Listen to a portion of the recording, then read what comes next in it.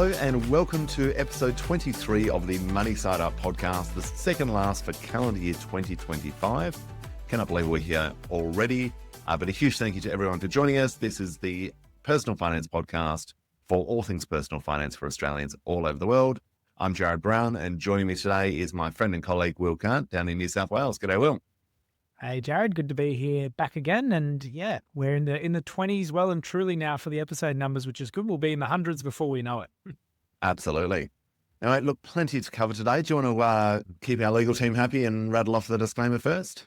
Of course.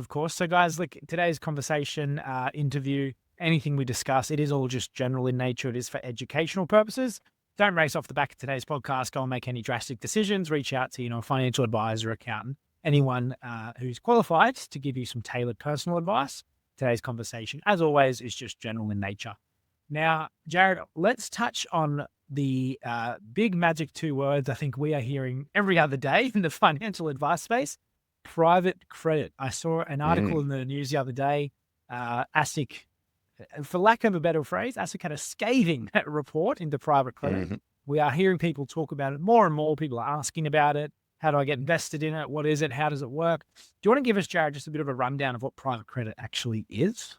Of course, yeah. And I believe the words misleading and deceptive were also used in some of the summaries of that report. So there is a lot to dive into. And I guess before we do, just in case anyone stops listening from here, we are not suggesting you need to go and sell your private credit holdings. It's just to say, do your research, make sure you're aware of what's actually going on.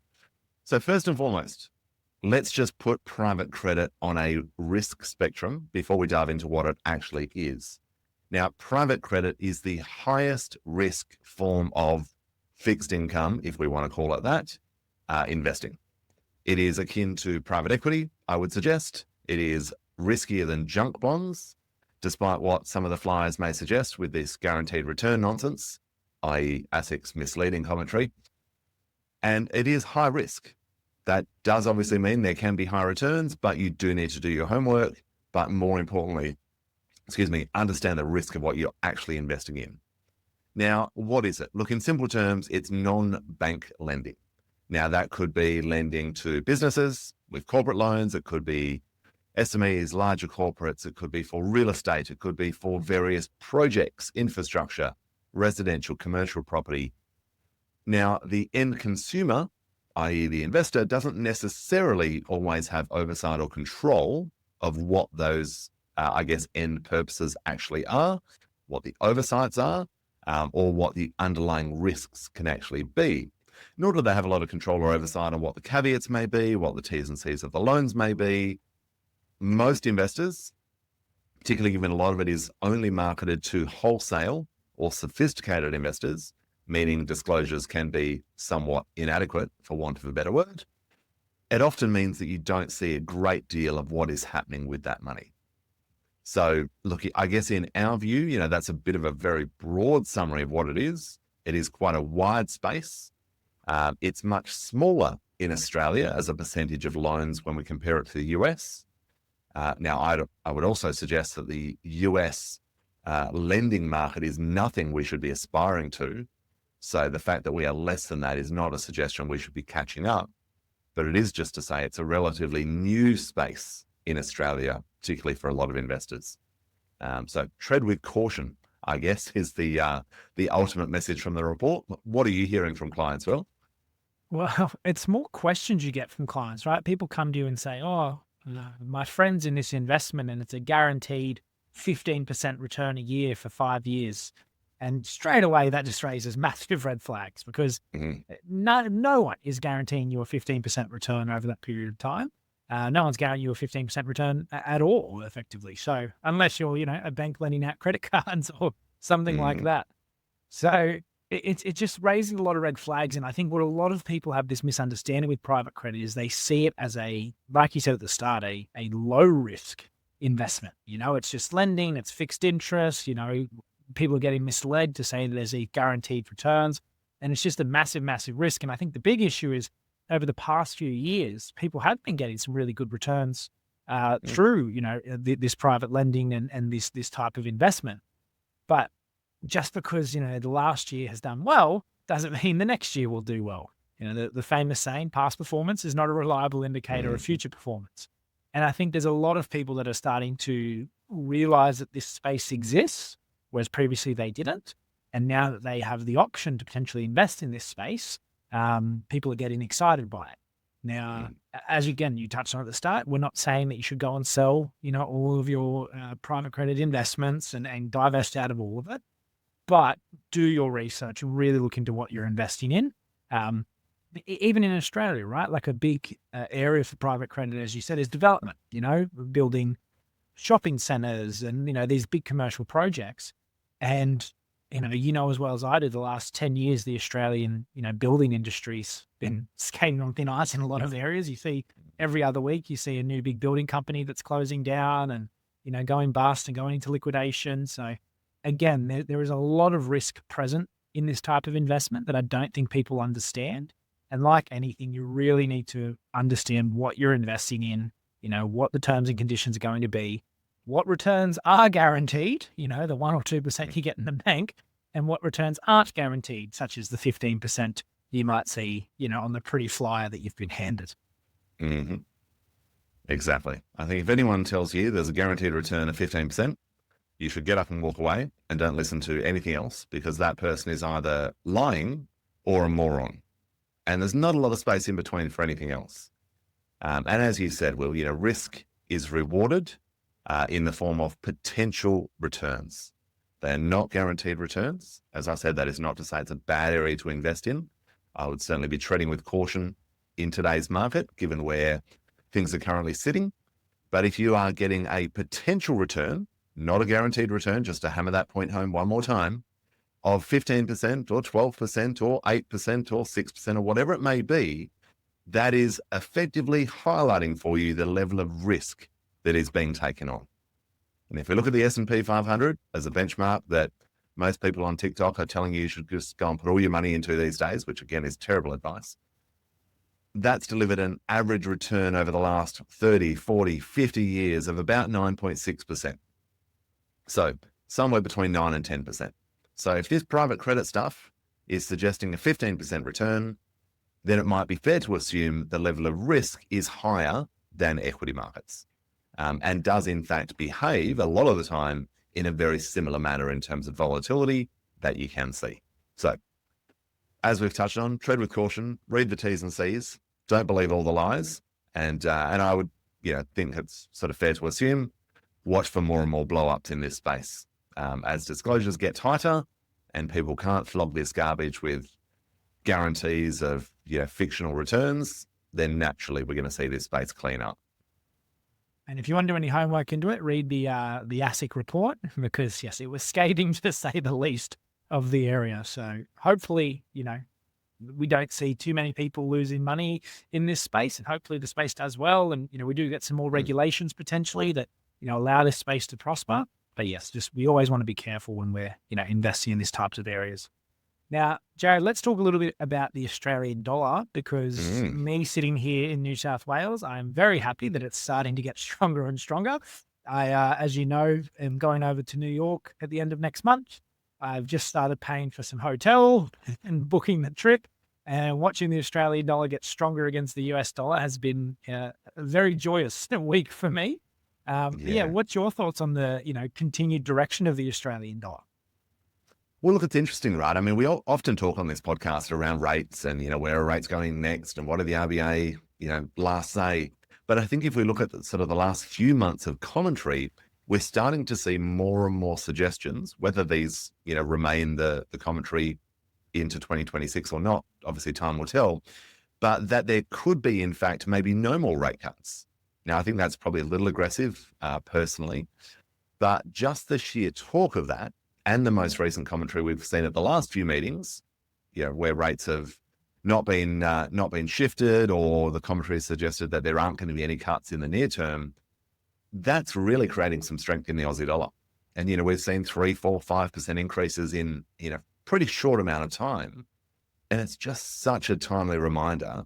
And, Will, you put it beautifully, the market owes you nothing. We hear this time and time again. I'm going to wait for 123 against the Sing dollar because that's where it got to last time, which just means absolutely nothing. The fact that it got there last time doesn't mean it's going back there. Doesn't even mean it's going to go in that same direction.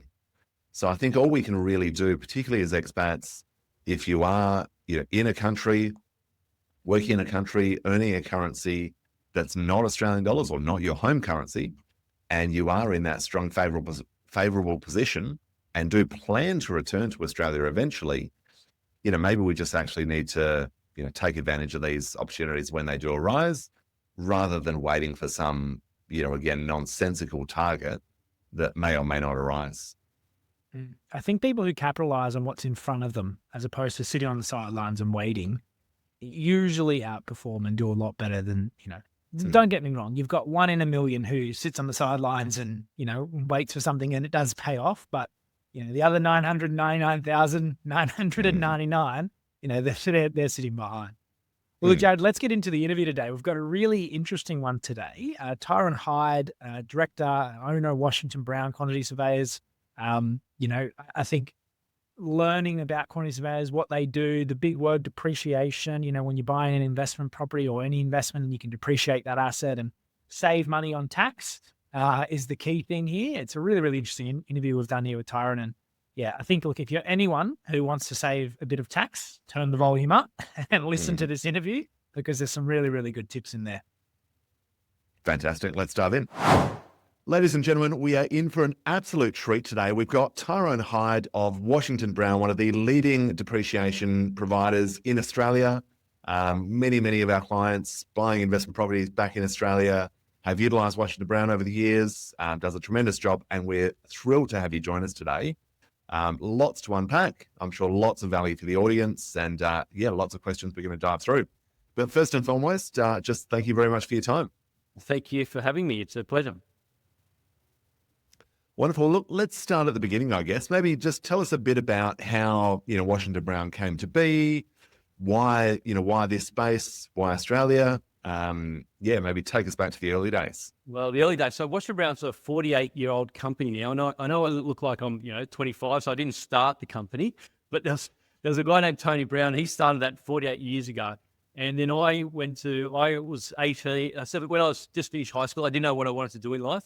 And but I was really good at maths and I loved buildings. So I couldn't walk past the building site and not stand there and look at it. And someone said to me, why don't you do this thing called construction economics at UTS? I went, okay, and I looked it up. Combination of maths and building. Perfect for me. So I enrolled in there. I did that for 2 years. And then I did what every good young Aussie should do. I backpacked around the world for 3 years, right?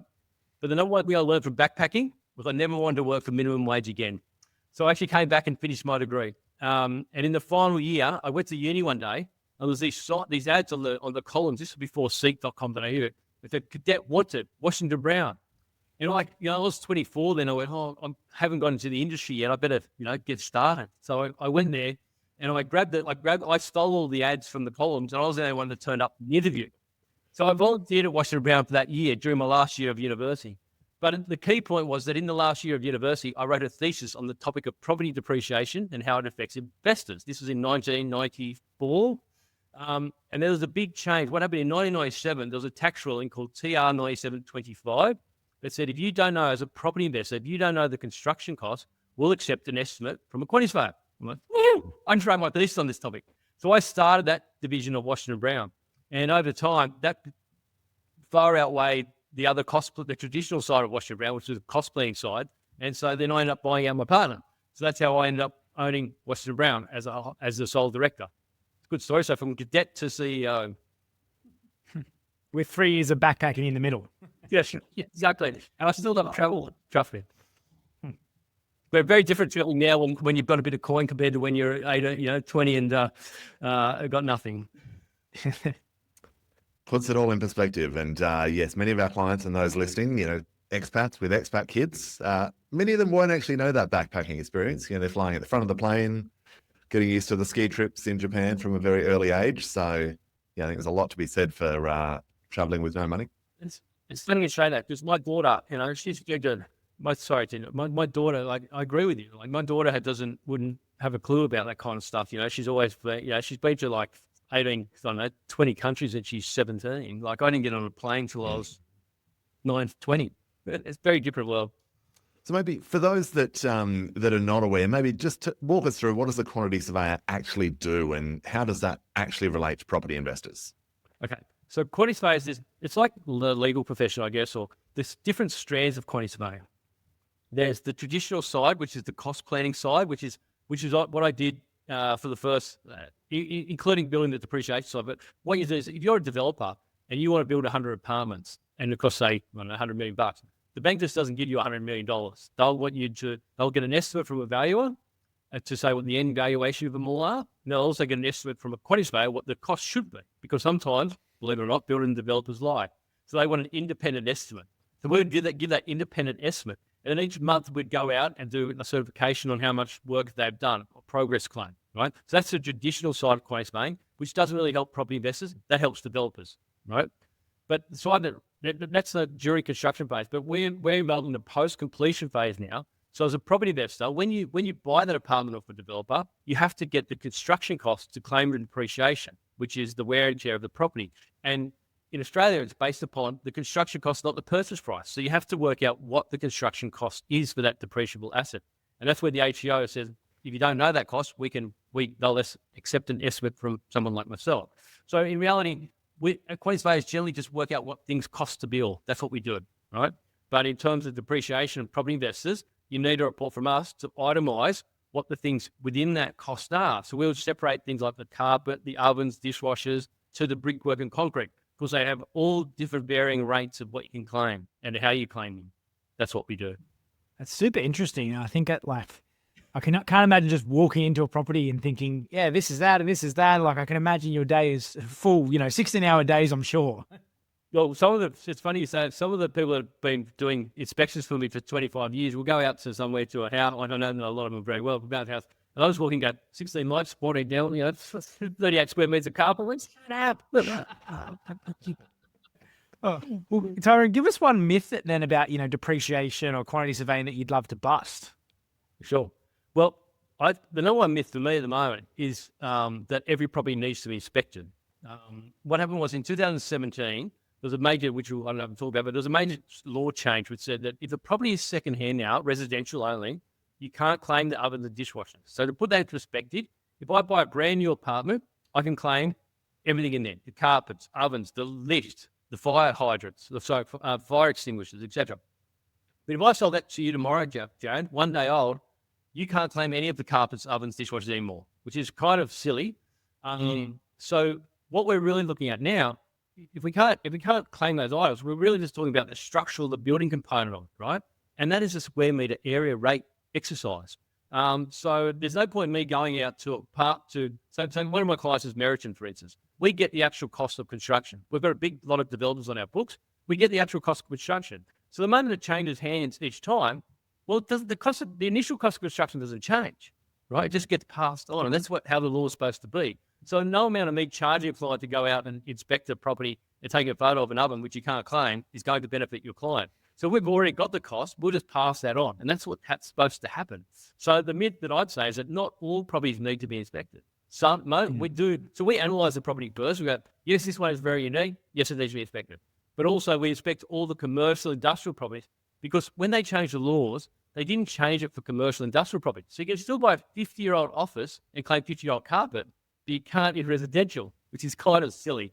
But that's what they did in 2017, which is a bit of an uprooting our industry, to be honest. But so that's my myth. I'd say that not all properties need to be inspected. Yeah, and I suppose you've got a good point there. Like, if you've got the information handy, you don't need to go out to the property. If the information's in front of you, then you can still do your job. Well, that's right. And that's what, also a lot of the times. So when we've got a lot of clients that build house and land packages and sell them as investors, right? So we get the plans, we've got the building costs from the contract, right? We've got the schedule of finishes. It's actually more accurate to measure the plans on from the drawings than it is to go out with a digital measure, right? It's actually far more accurate to measure it from the set of plans than it is on site. So if you've got those three things, well, there's no need going to that property. Because at the end of the day, if the builder says the construction cost is $500, that's what he's built it for, that's where it has to land. Every quantity surveyor is going to come in at $500,000. So why do I need to go there? That's where it lands. That's the law. Yeah, it makes a lot of sense. Mm. Look, we have, Tyron, a lot of, property investors as clients, as listeners. I mean, I find in the last 10, 15, 20 years, property investing in Australia has become a lot more popular than what it used to be. So give us a bit of, 101. How does depreciation actually work for Australian property investors? Okay. So when you get a depreciation schedule from us, say we give you a report that says, okay, you can claim $10,000 in depreciation. That reduces your taxable income. So if you're on 100 grand and you're paying tax on that 100 grand, if you get a report from us that says you can get a $10,000 depreciation claim, you should have been paying tax on $90,000. That's all. So you'll get a refund based upon your marginal tax rate. So the more you earn, the more valuable a depreciation report is. So if you're on a 47% tax rate, a $10,000 claim will benefit you $4,700. If the property is in your super fund and your tax rate's 15%, a $10,000 claim will benefit you $1,500, right? So it depends on your tax rate. So basically, a depreciation schedule reduces your taxable income. That's all. So it can actually turn a negatively geared property into a positively geared property. Now, depreciation is the only one deduction you'll get that you don't have to pay for. It's already paid for in your property. It's what's called a non-cash deduction. You've already paid for it. You just need someone like Washington Brown, we add, to work out what that cost is, what the construction cost is, to help you to say that. Whereas everything else, when you get your rates notice, you get your land tax, it's on an invoice, right? Depreciation is not. It's in the property when you buy it. Now, Tyron, you've touched on a few good points there around, depreciating carpet in old commercial buildings, new properties, existing properties. Could you maybe just walk us through, what types of properties people should get a depreciation schedule for? Are there properties they shouldn't? Are there properties that add more value when it comes to depreciation? How does that all sort of work, and what should investors think about? Well, I'd say we'd probably only turn away 2% of people that come to us and say, oh, can we get a report? And the property has to be built in residential, has to be built after 1987 in order for you to claim the structure of the building. So if you buy a property that's built in 1982 and hasn't been renovated, then there's no claim on that property at all, right? But we find that most properties that are built, in 1982 have had a renovation. So you can claim those renovations even if you did not do that, okay? Because, in reality, if you're going to try and rent out a 1975 apartment and hasn't been renovated, you're not going to, it might be sitting on the market for a little while, right? So in terms of the most depreciation, the co-living, we've got a lot of people that build co-living apart. They have a lot of depreciation relative to the construction cost, because there might be 5 little rooms, 5 little microwave, 5 little kitchen, 5 little beds, 5 lots of little things that are highly depreciable, rather than one big house that has big massive lounge room. Where you're building these 5 little things, all those little things add up quickly and get highly depreciable. So they're the maximum ratio depreciation I'm finding. Next would be commercial property, because they didn't change the law. So commercial properties are really high. Then residential.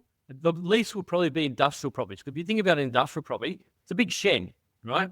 And that's all structural building. So that's a claim 2.5%. There might be a little office in there, but relatively speaking, it's a big shed with brick walls or concrete panels and a roof and a concrete slab, and it's all at 2.5%. So I guess the moral of the story is the more compacted things are, the housing or whatever it is the more highly depreciable. The more kitchen assets you've got, more highly depreciable, because that stuff wears and tears quicker, whereas bricks and concrete are like slow and at 2.5%. If that makes sense.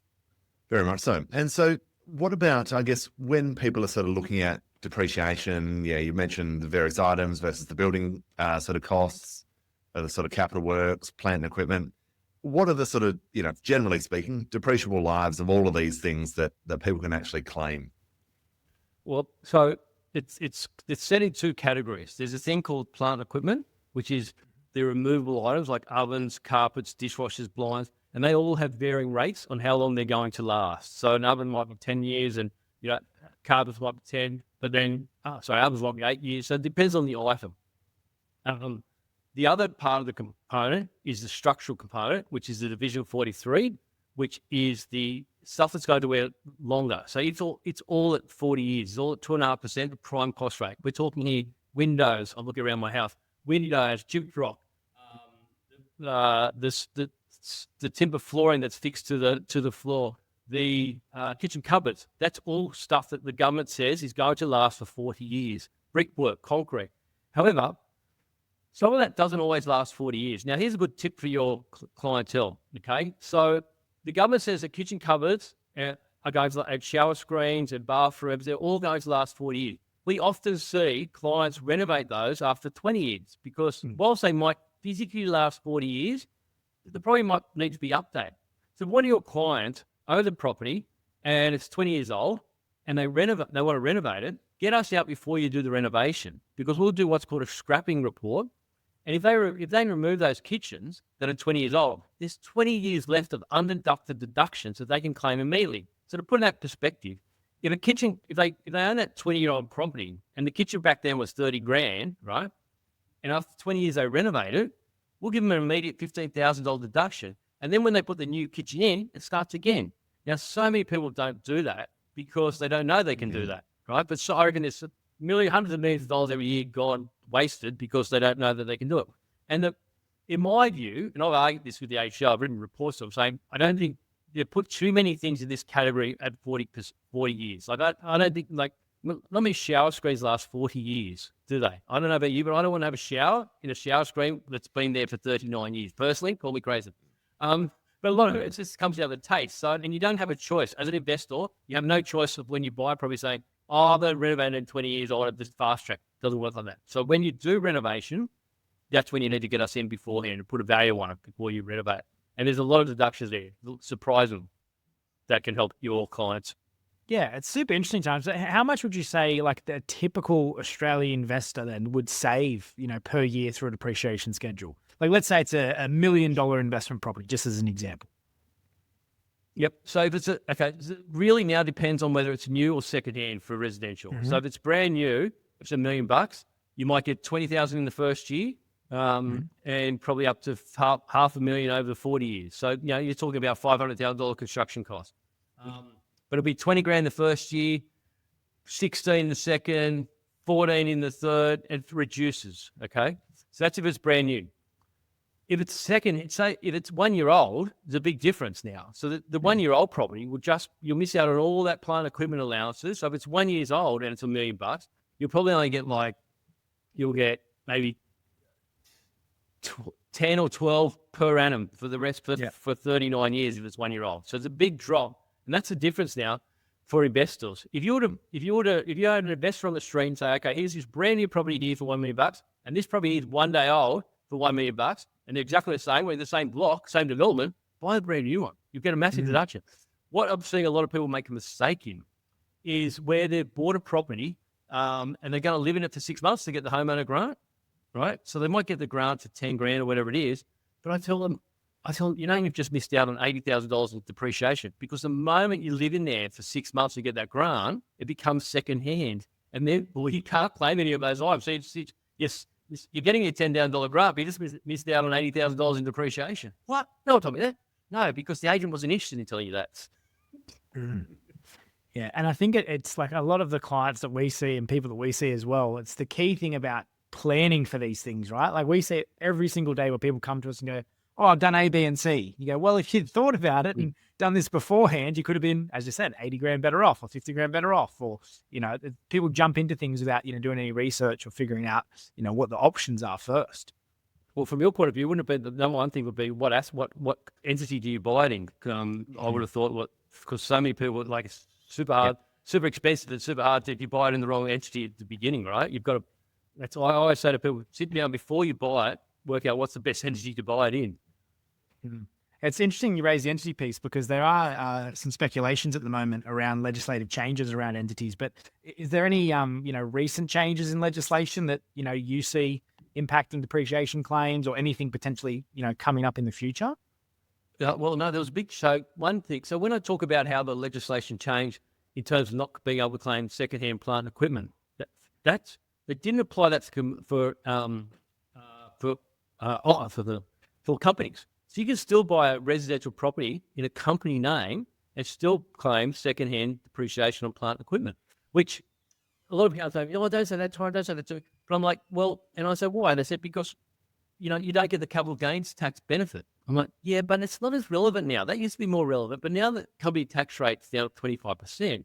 If you're at 47% and you have it, you're at 3.5%. So the company name, it's at 25%. It's very close, and you still get the depreciation benefit. So I think it's worthwhile doing that math. Look, I'm not a financial planner, but it just seems to me that the argument that I used to always get from financial people was, you're missing out on the capital gains tax benefit. But it's not as relevant anymore because it's and if company tax rates go down even further, it'll make even more sense, wouldn't it? Which I guess compared to the world stage, we're still pretty high at 25%. Absolutely. I think you've touched on a few good points there, Tyron. What are you, I guess, broadly speaking, without diving into any advice or recommendations here, how should investors think about how depreciation relates to sort of cash flow, long-term performance? Let's say someone's thinking about maybe starting a portfolio, maybe they've already got, one property, they're looking to build that up over time. How should they think about the sort of the role depreciation plays in all of that? They shouldn't. If you ask me to be brutally honest, I think it it shouldn't be the first focus that you focus on. It should be buying the right asset first, and depreciation comes thereafter.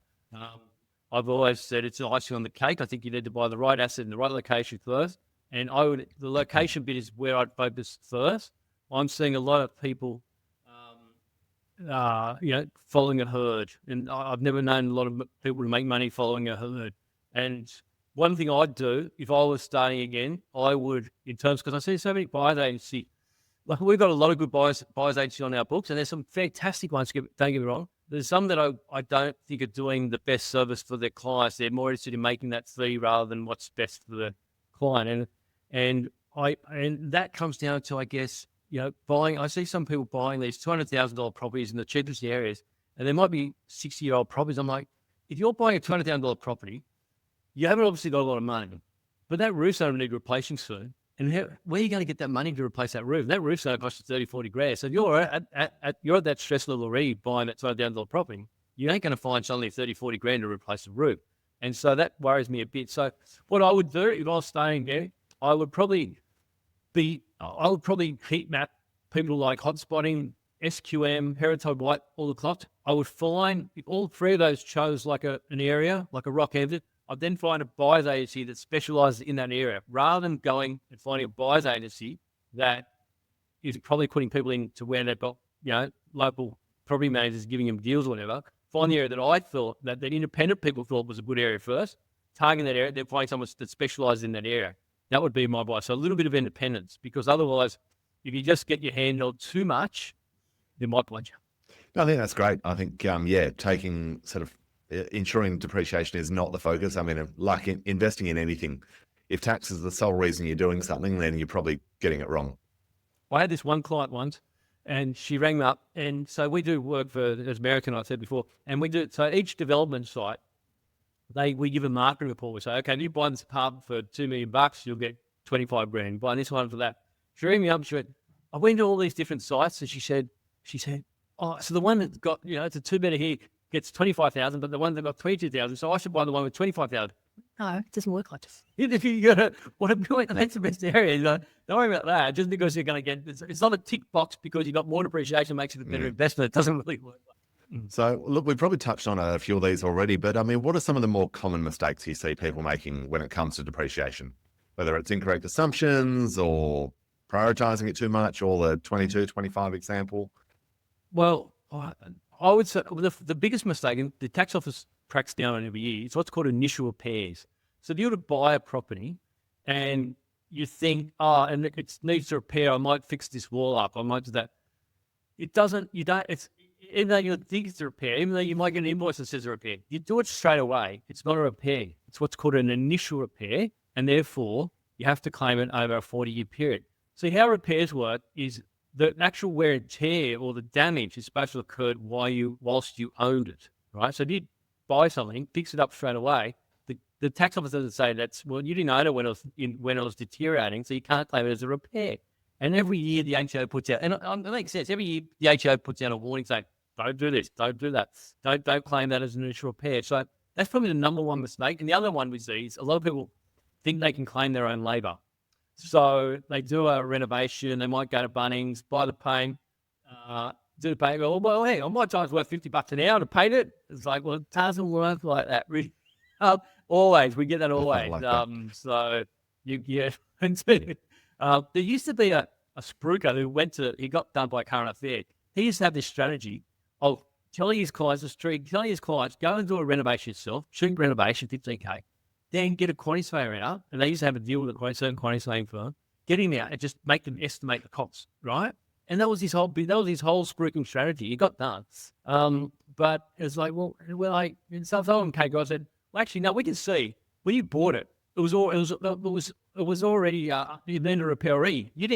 You did the repair. Like, because RP data, the best thing about RP data is it shows timestamp photos, right? So we can say, we know when you bought it. It was renovated. You renovated. That's been great. The advent of RP data and, timestamp photos. So we can go back and look, well, this kitchen was renovated in 2000, et cetera. It's been, like, when I first started doing this, there was nothing like that. It was just had to, by guessing by God. But now it's fantastic using tools like that. Yeah. Has the rise of data and other tech tools like that impacted your job in other ways? Fantastic. So things like, have you heard of Land Checker? Land Checker. So we can do aerial mapping now. So we can go back and see, what the property looked like in 1990. Like when, same with Google Map, but there's a better program than that. And you can see when the pool was put in. It's like stuff like that. It's just made our job for the investor as well so much better, because we can find when people did put on a pergola, added a pergola, did a new driveway, etc., etc. Whereas no amount of going to this property will tell you that. But when you have these month by month images, you go, and that's what we do. So sometimes, like we have clients go, did you know? I did one the other day. I said, do you know your house was knocked down in they thought it was a lot older. I said, your house was knocked down in 2005 and rebuilt in 2007. No, I said, so it starts from there. It doesn't start from what you thought it was. And they're like, really? I went, look, I've sent it a snapshot. So it was actually like a block in 2006. They're like, cool. So that has definitely impacted us. AI as well, I guess. Measuring properties. I can stick a set of floor plans in Tattoo saying, give me the areas of each room, adds it all up, et cetera, et cetera. Like that didn't happen like 2 years ago. So, and that's, and as accurate and bloody shit in there with a measurer. So that is certainly changing the way that we are operating. Definitely. You have to be, right? You have to be on top of AI in any business now to keep up, I think. But definitely aerial mapping has been a game changer for us. A bit specific then to our clientele and our listeners, obviously being Australian expats, is there anything that you think Australian expats need to know, when they're claiming depreciation, whilst they're living overseas, especially? This is more, I guess, I'm not a financial, a lot about, okay, so for as far as I know, because we don't really know if people are living overseas, they just say, we need a report. But as far as I know, there's no difference. The only difference I know is that if they've got a negative total, so your income is here, the depreciation offsets your income here. But if you've got you guys can probably tell me this, but if it's negatively geared here, the negative gearing here can't offset their foreign income. Is that right? Yeah, correct. It accrues here effectively. So if it's a $10,000 loss, it sits here and accrues here on their tax file number. Yeah, that's what I thought. It accrues here. So in terms of the depreciation, though, there's no difference. There's no difference. That's the only difference I know is that, so there's no difference. It's exactly the same. You still can't claim second-hand plant equipment. If they lived in it beforehand and they moved out, they can't claim the plant equipment because it's previously used assets. So all the same rules are the same. But most of our clients, in terms of, we have a lot of clients the other way that have lived overseas. So what your clients live overseas, and buy a place in London, then bring it and then come back. We do a lot of reports in the reverse where we're constantly trying. I did say 5% of our turnover now is in properties overseas, which blows my mind really. I think I said to you the other day, Jarrad, we've done reports in 61 countries now. And when I grew up, I wasn't thinking I'd be pricing properties in Sri Lanka or Israel, but here we are. It's amazing what you can build in India. For a very economical price. But so it's the same thing. So when we're doing that, we're pricing the jobs in that foreign currency and in those construction rates in that country, but using the Australian tax law in Division 40 and Division 43 to work out what they can claim. Right? So it's kind of interesting. We kind of like those jobs because it's, you've got to make it think. So other than just choose Washington Brown, what should somebody look for when they're thinking about, well, which provider, who should I go to? What do I need to think about? It's a good question. I guess it's like everything in the world now, you've got to look at the reviews, haven't you? So that's the number one thing. I guess I would be looking for a company that's been around a long time, but I'm not saying that because Washington Brown is one of the oldest firms in Australia. Look, we're all governed by the same tax law. And I could say to people, here you go, our report's the best, and you could compare them. But a lot of people aren't going to know what the difference or what they're looking for. So I guess it comes down to word of mouth referrals, like everything. Where I would say that we do specialise, because we've got to be around a long time and we have a lot of big clients, with like from Lend-Lease and from big shopping centres, and that's where it gets really like, okay, like we can all do 1-bedroom units, right? But when you start buying, I think the biggest report I've done is a $450 million hotel in Sydney. That's construction costs alone. So we do specialise in the commercial, industrial. We've just done it for so long. But obviously all residential, like a lot of my clients are big residential developers. But I guess, if I'm really honest, if it's a 1995 1-bedroom apartment in, Surrey Hills in Sydney, we're all going to come around the same number. You can't claim the ovens and dishwashers. It's really, you're governed by what it's going to cost. It comes down to your personal service, your reviews, etc. Right? But where it gets a lot trickier is where you might want to expand on, I guess, the knowledge base of someone who's actually worked with a lot of big clients and done big jobs all their life. Because, when you're talking like a $50 million office, that organisation isn't going to Google it. They're not going to Google who do I use to do that, right? It's going to be on knowledge base. So we don't get many people Googling us. I've just bought a $50 million office. It's more we're working with that partner already. Who knows? Maybe you'll get a few from the back of this podcast. A few people listening to it and reach hopefully, out. Hopefully. What about reviewing depreciation schedules, Tyron? I mean, is it something you should review and update from time to time? Is that just when you're renovating? What should someone be thinking about when it comes to that? So you're right. You touch on it yourself then. So it's really, if it's an update. So when you get a report from us, if it probably, so as I said before, the building allowance lasts for 40 years, right? So that's the structure. So if you buy a brand new property, our report will last 40 years. Okay. If you buy it 5 years old, it's going to last for 35 years.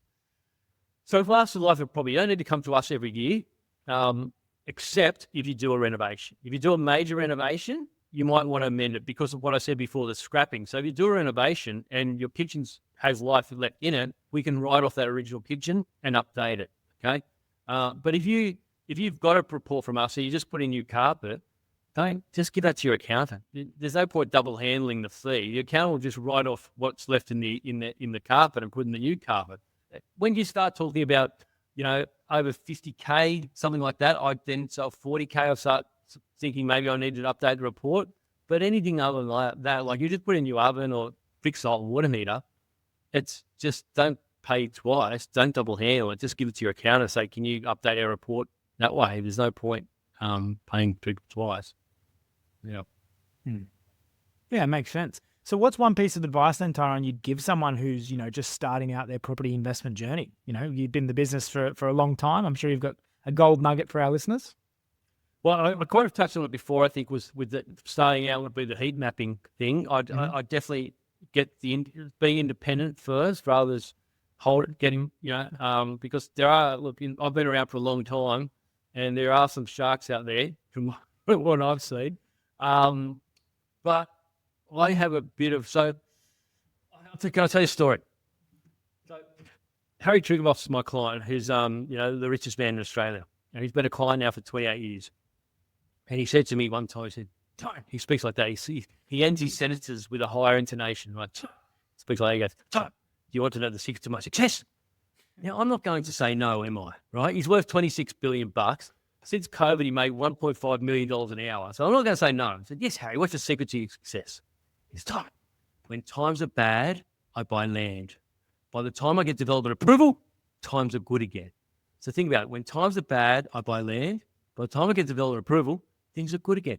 That means, back yourself, ignore the noise, yin with others are yanging. For someone like Harry, it's not a case of whether you time the market or have time in the market. What he does is with his big hoards of cash, he times the market, buys at the right time, builds after 3 years when he gets development approval, then holds half his stock.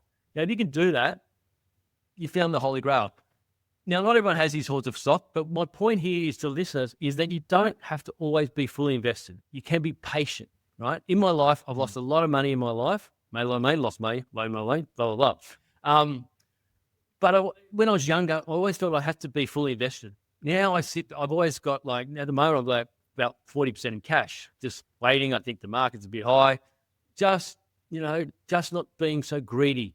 I used to, when I was younger, I'd be so marginally geared on shares and I just blew up lots and lots and lots and lots of money.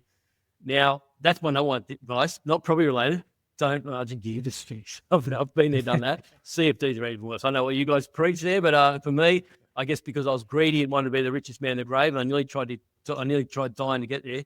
But yeah, I guess my advice is that you don't have to always be fully invested. You can sit back and be patient and wait. And because that's what Harry does. He only buys properties once every 8 years. And he'll come in with his loads of cash, buy them when the market's gone down, and then, buy enough development sites to last for the next 8 years and then do it again. It's a repeat.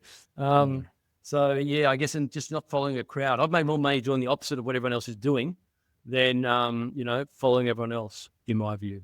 Yeah, I think it's a good point, right? Like having the ability to capitalize on an opportunity if it presents itself, as opposed to an opportunity presenting itself and then you've got, nothing to capitalize it on, right? Totally. There's absolutely. And, it's actually, when you've actually got when you actually got a larger weighting towards cash, when the market goes down, you actually okay, so just recently, so I've got a pretty big share portfolio and I exited about 30-40%. I thought, it just seems too easy at the moment, right? It's been too easy a run for most people to make money at the moment. I know I'm probably expert, but I'm talking to you, but I just feel like, okay, so I've exited some, down to 40% cash. I'm like, okay, well, they'll probably make enough. So I've made, coin. But the problem, if the share market goes down now, I'm like, okay, good. Okay, then my portfolio might be coming down, but I'm like, keep going. I've got a lot of money on the sidelines to come back in, right? It just seems too easy at the moment. It's not a timeless episode, but yeah, it just seems too easy. When it's never easy making money.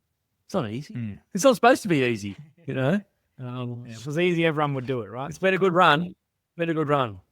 Well, Tyron, just one final question then for you. What's next for Washington Brown and what's next for, the future of your industry? Well, that's a good question. I guess I'm constantly thinking about that myself. I've been doing this I was on my first building site when I was 17. I'm 55, so it's been a while. I guess for me, restructuring it so that I can have more time away. I lived in Bali for 2 years, and that was the best 2 years of my life. And now I've got back to the point of back on the treadmill. So for me personally, I want to get back. I want to live in Europe for a couple of years and still run it. I think the true success of a business is that you can run it like a boss, right? You run it like. At the moment, I'm kind of having a job again. I don't want a job. I want a business, right? So at the moment, I'm working a lot more than I should. So for me personally, I want to structure it so that which I've got a team. So I've got 6 people on profit share. So the moment I put people on profit share, they seem to be more interested in the business rather than, they cared about how much I spent on AdWords. So suddenly enough, the Christmas party didn't have to be so big, did it? Because what are the odds? So that's for me personally. From the Washer Brown point of view, look, I think tools like AI tools we're getting heavily involved in AI, and I think we've got some tools we're about to release that are going to be pretty special, which I can't really want to talk about because who knows who's listening to this. But you've got to be ahead of the curve on AI. Let's face it. It's amazing what you can do. In terms of the industry, I think the measuring side of it will become a bit of a pass. I think, when I first started, you used to get a big set of plans, you color in carpet, right? You dot, and work out how many square meters got. Now you just put it into a program and work it out, So that I think it's going to be more involved in the overall seeing of the construction costs and negotiating rather than just being the old days of measuring how many square meters of carpet. That's going to be a dead skill, I've got a friend I had a chat with him the other day. His name's Anthony Burke. He does that Grand Designs Australia. The host on that. He's one of my best friends. We're talking about it. same type of thing. We're saying, what we used to do when we were younger and grow up together is kind of becoming a bit dead. And he was like, well, in the architectural industry, when he was growing up, half his job as a cadet was to work out, you get a set of you get a building site.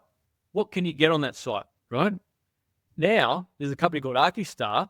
You just put in, here's the address. It'll bring up 3-inch models of what you can put on that site, right? He goes, that used to be my job. Half my job was working out what I could get onto the site. Now you just put the address in and it tells you, here's 3 different models of what you get. Go this side, this back, how many units, etc. Right?